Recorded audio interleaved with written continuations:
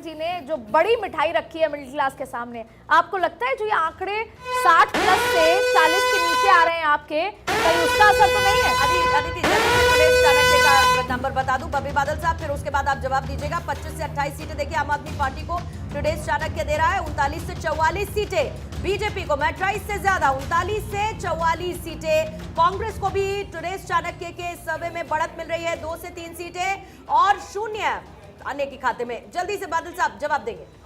जी पूर्णिमा जी, मैं सबसे पहले आपका धन्यवाद करना चाहता हूं और दूसरी बेनती ये है कि जो राधिका जी मिठाई लाएंगी वो अच्छा होगा, हमारे ही काम आएगी, क्यों करके सरकार तो आम आदमी पार्टी की बनने वाली है। मेरे को भी 25 साल हो गए पॉलिटिक्स में, और पूर्णिमा जी मेरे को ये नहीं पता चला कि ये चुनाव हो रहा था या लोकतंत्र का वस्त्र हरण हो रहा था। शुरू से लेके दोनों मुख्यमंत्री के एक पे तो केस कर दिया, दूसरे के घर पे रेड की, दिल्ली पुलिस मूक दर्शक बन के देखती रही। और अगर मैं देखना चाहूं कि महाभारत में अभिमन्यु जी के आसपास जैसे महाभारत में अभिमन्यु घिरा हुआ था, इस तरह से बीजेपी के डंडा तंत्र ने केजरीवाल साहब को घेरा था, लेकिन वो माइका लाल अकेला लड़ रहा था। और हमारे तो दोस्त कांग्रेस जैसे दोस्त हों तो दुश्मनों की जरूरत नहीं।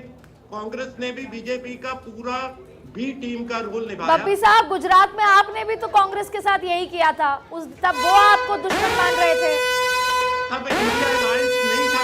साहब चाणक्य स्ट्रैटेजीज का जरा एग्जिट पोल है वो बता देती हूँ। आम आदमी पार्टी को 25 से 28 सीटों का अनुमान, बीजेपी को 39 से 44 सीटों का अनुमान इसमें दिया जा रहा है और कांग्रेस को 2 से 3 सीटों का अनुमान इस वक्त मिल रहा है। नंबर्स लगातार आते जा रहे हैं और इसके साथ आपके सामने जब सुपर एग्जिट पोल होगा तो उसका एक एवरेज निकलेगा। वहीं पीपल्स इनसाइट स्ट्रैटेजी का भी एग्जिट पोल इस वक्त आ चुका है दिल्ली को लेकर, उसके भी नंबर्स आपके सामने। बीजेपी को 40 से 44, आम आदमी पार्टी 25 से 29, कांग्रेस 0 से 1 सीटों का अनुमान इस सर्वे में, इस एग्जिट पोल में फिलहाल दिख रहा है।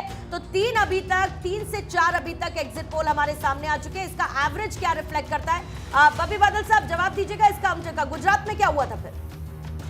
तब इंडिया अलायंस नहीं था, तब इंडिया अलायंस तो हरियाणा में क्या हुआ था साहब?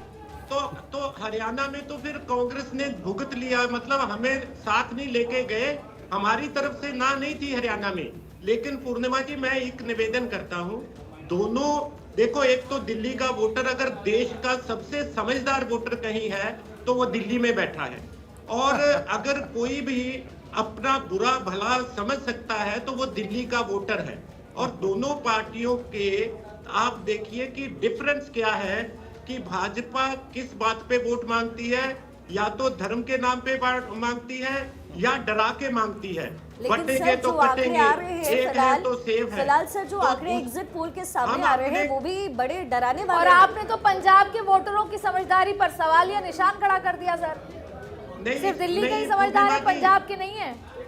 हम हमेशा मांगते हैं वोट अपने किए हुए कामों पे, और आपके कई प्रवक्ता और पहले रिपोर्टर बता के गए हैं कि लोकल मुद्दों पर वोट पड़ रही है। किसी को ये नहीं चाहिए कि आर्टिकल 370 का क्या हुआ, सबको ये चाहिए कि मेरा शहर अच्छा हो, मेरे बच्चों की पढ़ाई अच्छी हो और मेरे अस्पताल की ट्रीटमेंट फ्री हो, मेरे को पानी मिले। सो इसलिए केजरीवाल जी सबसे बढ़िया सर यही तो सारे मुद्दे हैं जिस पर कहा जा रहा है कि एंटी इनकम्बेंसी आपकी सरकार के खिलाफ बन रही है। संजय राणा साहब भी इस समय हमारे साथ हैं, राजनीतिक विश्लेषक। आप संजय जी, चुनावी मुद्दे बहुत सारे हैं, फिर वो एजुकेशन को लेकर हो, साफ पानी को लेकर के हो, यमुना को लेकर हो या फिर प्रदूषण को लेकर के हो। इस बार क्या लग रहा है आपको, जनता किस तरफ देख रही है? क्योंकि जो आंकड़े इस समय एग्जिट पोल पे सामने आ रहे हैं वो कुछ इसी बीच बड़ी जानकारी बता दें। पोल डायरेक्ट का भी एग्जिट पोल सामने आया है। आम आदमी पार्टी को 18 से 25 सीटों का अनुमान जाहिर किया जा रहा है, वही बीजेपी को 42 to 50 सीट्स जिसका अनुमान लगाया जा रहा है। कांग्रेस के खाते में 2 से संभवतः 2 सीटें, 0 से 2 सीटें जा सकती है। जी संजय जी।